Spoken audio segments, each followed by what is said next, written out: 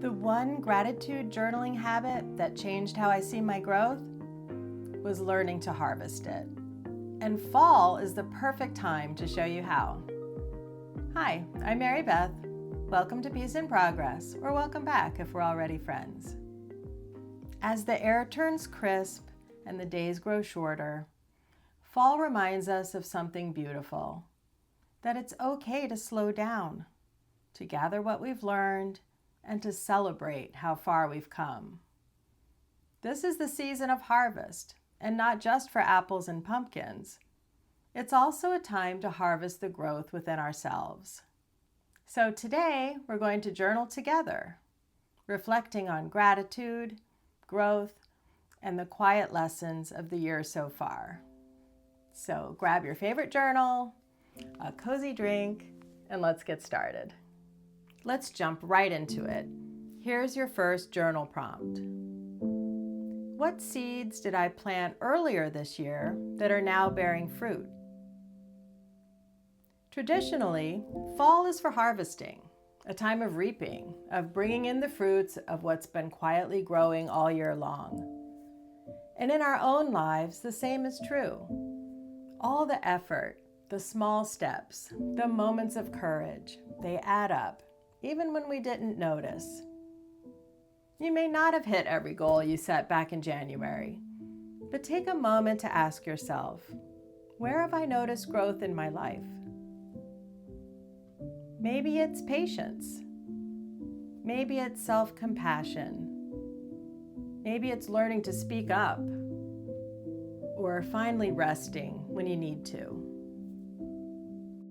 Take a few moments to write down whatever comes to mind. No pressure, no perfection, just reflection. And if you're enjoying this video so far, give it a thumbs up and consider subscribing to my channel. I'm hoping to build a community here where we can support each other.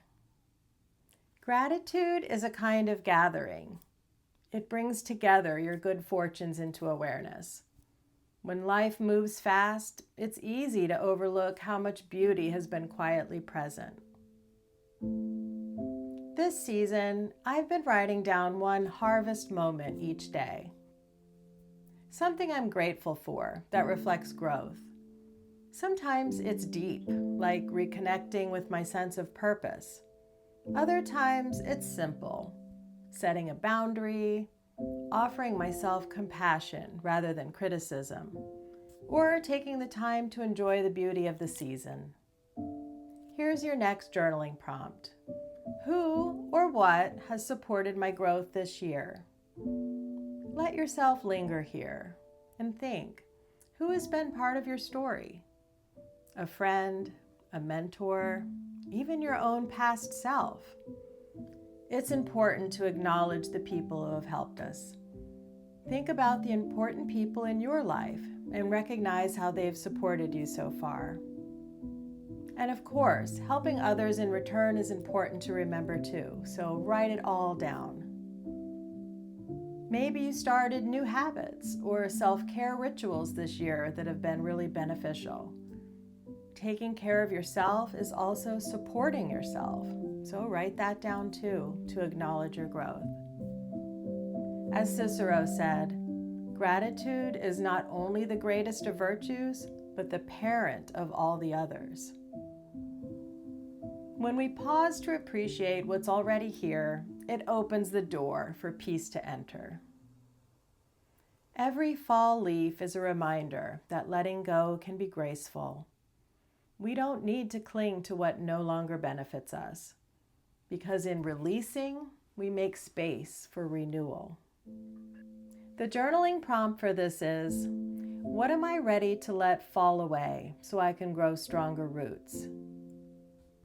You might find that gratitude naturally leads to this kind of clarity, because once we figure out what's working, it becomes easier to see what's not. And just like the trees, you don't have to rush the process. You can let go leaf by leaf, one truth at a time. Things you might let go of include perfectionism, self-doubt, overthinking, or people-pleasing. As you finish your journaling, take a deep breath. Notice how it feels to slow down, to be present, to name your blessings. I think that gratitude journaling isn't about finding the big things. It's about recognizing the small, quiet miracles that were here all along. Maybe your harvest this year isn't what you expected. Life takes us through twists and turns that we usually can't see what's coming next. But by taking the time to notice the little things, your fall harvest might end up being exactly what you needed.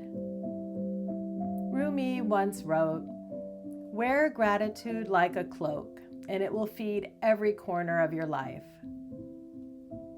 So as we move through this fall season, may we wear that cloak with warmth, awareness, and grace. I've started using these little line journals. They're small, about 60 pages, the perfect size for focusing on one theme at a time. I started this one in September, at the beginning of fall. I decorated it with autumn scrapbook papers and tied it up with a leather lace and a key, just for fun. I titled it Fall Gratitude and wrote the year on the cover, so I can look back later and see how my thoughts and gratitude have evolved from year to year. I use it for daily gratitude, my harvest moments, and also for the prompts I talked about in this video, reflecting on what's working and what's not, and noticing where I still have room to grow. I have an upcoming video about my capsule journals, so be on the lookout for it. I'm going to show you how I made mine and talk a little more about capsule journaling. Thanks for spending a few cozy, reflective moments with me today. If you found peace in this journaling session, I'd love for you to share one thing you're grateful for in the comments. Let's fill this space with warmth and gratitude. Subscribe for more mindful reflections and journaling inspiration as we move through the seasons together. Until then, take care of yourself, and I hope to see you next time.